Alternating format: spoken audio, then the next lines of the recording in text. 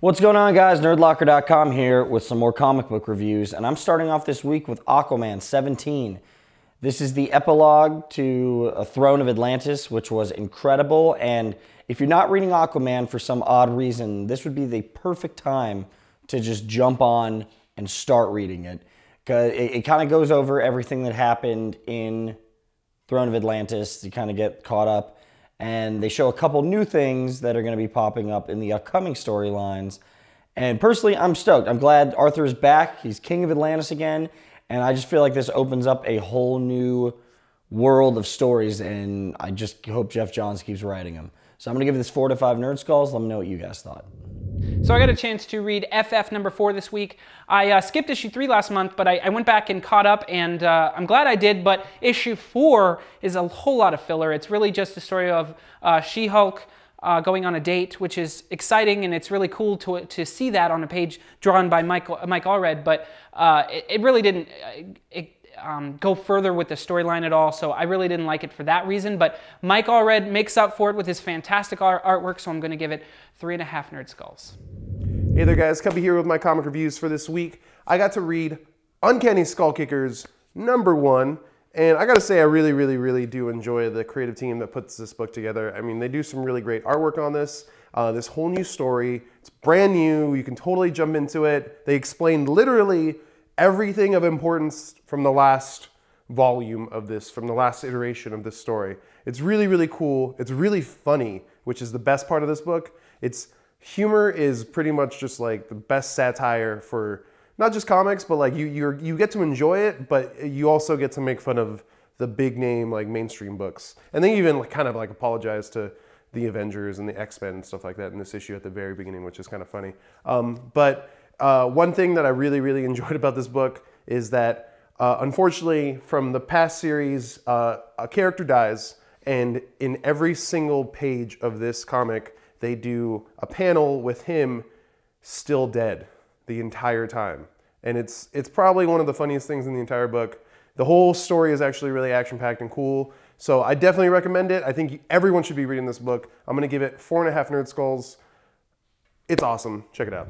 Hey guys, this week I got to read Uncanny X-Men number 2, and if you read number 1, you know that it started off really well, and this issue number 2 is no exception. It was really great. One thing that I really gained out of it was I've never really been a big fan of Emma Frost, and I actually really liked her in this. I just liked everything that she had to say and what she was standing up for herself, and I finally enjoyed Emma Frost. And I will say, the last page is mind-blowing. Again, I'm pretty sure that this series is just going to be that, so I'm giving this book 4.5 Nerd Skulls.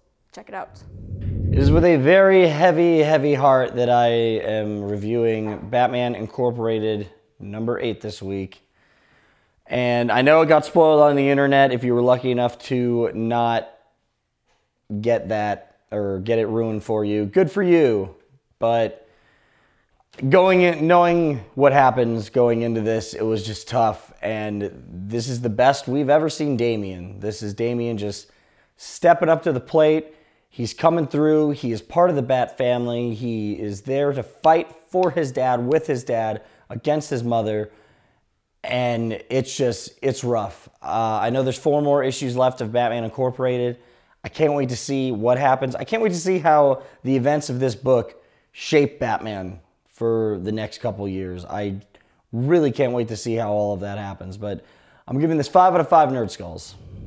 Guardians of the Galaxy .1 came out this week. I know it's kind of just a filler until the one issue comes out, but it was really good. The storyline is the origin of Star-Lord, which I know nothing about the Guardians of the Galaxy, so I'll say that up front, and that made this book that much better. I didn't know anything about Star-Lord, so getting a little bit of his back story was really good. The artwork by McNiven was fantastic. Brian Michael Bendis really pulled out the stops for this issue. I think he's really trying to get people interested in this storyline, and he achieved that goal with me. I called immediately and added this title to my pull list after finishing it. So I'm going to give it 5 out of 5 Nerd Skulls. All right, guys. So I also got to read Uncanny Avengers number 4, and whoa.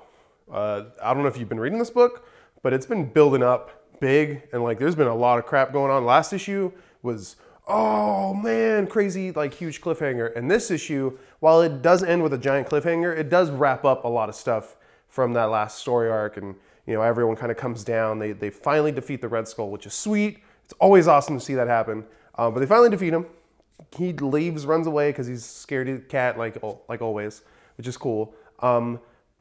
And you kind of see how the team like comes together, and they kind of start to trust each other. They kind of realize, you know, like Captain America realizes, hey man, I can't be taking the reins all the time. Like Alex Summers needs to take care of this. And it's really nice to see that and see him kind of like let go of an Avengers team and let someone else take care of it, especially an X-Men, a well-respected X-Men at that.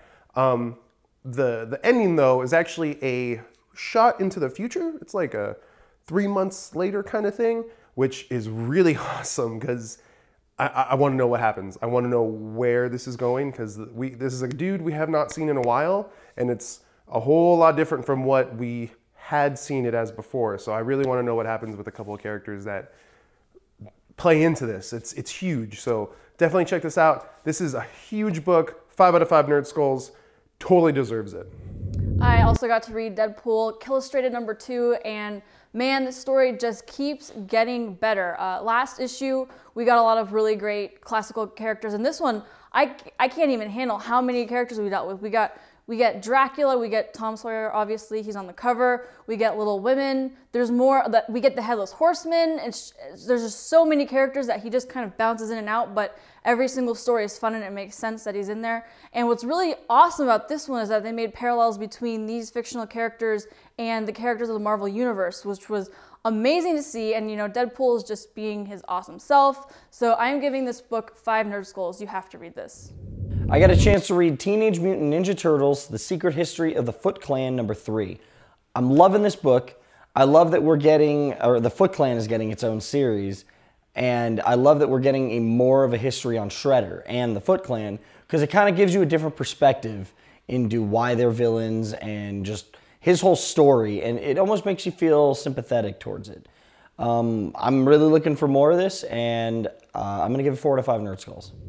So a new Image #1 came out this week, so you know I was all over it. 5 Weapons. #1, written by Jimmy Robinson. I have to say he did not just do the writing, he did the lettering, and pretty much everything else other than the coloring, and he did a fantastic job. It's a storyline about a school where if you're an assassin, you want your children to go to school, but you want them to learn other things other than just, you know, math, English, all that stuff. You need to learn the basics of killing people as well. So there's this school that you can go to for that, and that's the storyline of this child who apparently is the son of a very renowned assassin out there, and so everyone's a little bit worried about him coming to this school. I'll say that it reminds me a lot of Morning Glories, but in a good way. In the beginning of Morning Glories, where had a lot of intrigue and you really wanted to know where it was going. So I'm going to give 5 Weapons 4 out of 5 Nerd Skulls. Check it out.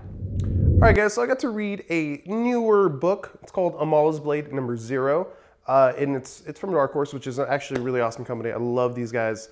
And I got to say, I wasn't really pulled into this book. It was cool to read something new and something interesting, but it's about pirates. Pirates aren't my thing, not my biggest thing. It's whatever to me.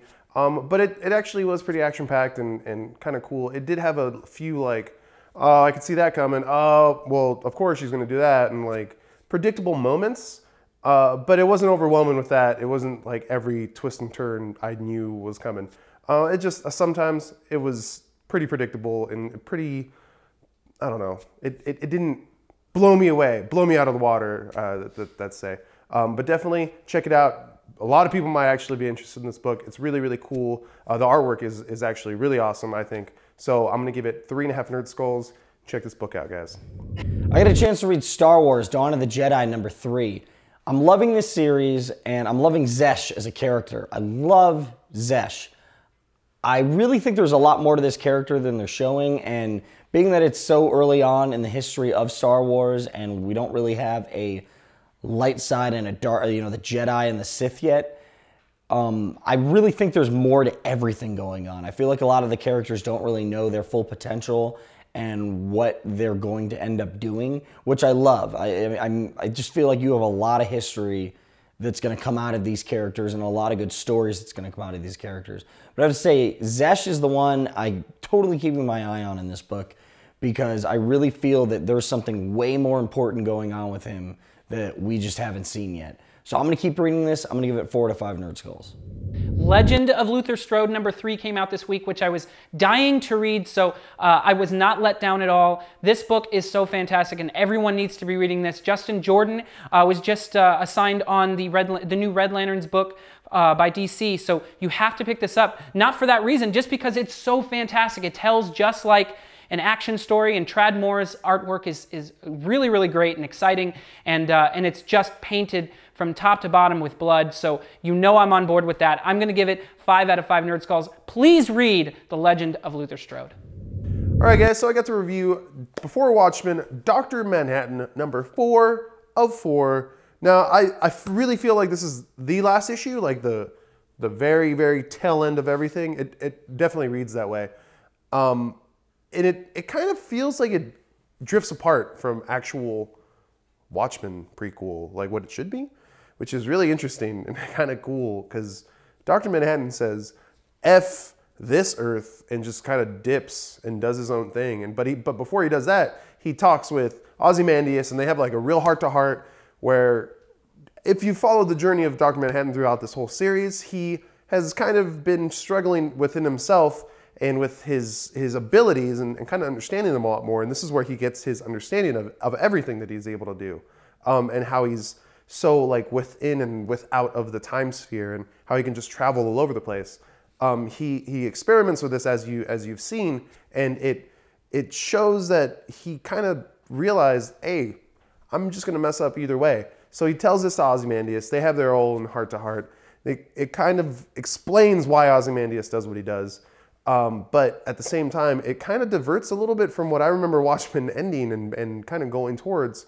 So it's really weird where it's like, oh man, what's going to happen now? What's going on? So I really hope they don't pick anything up, but at the same time, I kind of want to see where they go with this because it's a nice ending. It's a great ending, I think.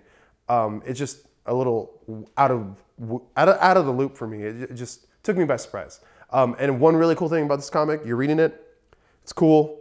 It's normal, and then it just flips around for like, not like comics do that for like a page or two. This is like a good like chunk of the story is upside down and you're reading it backwards. And it's really interesting and cool. It builds the comic a little more, the story, it paces it differently, and you actually have to like remember you're reading it the opposite way. I totally had to read it like 4 times because of that. But anyways, this is a great book, great ending to this series. 5 out of 5 Nerd Skulls. Awesome. Can't wait for your reaction.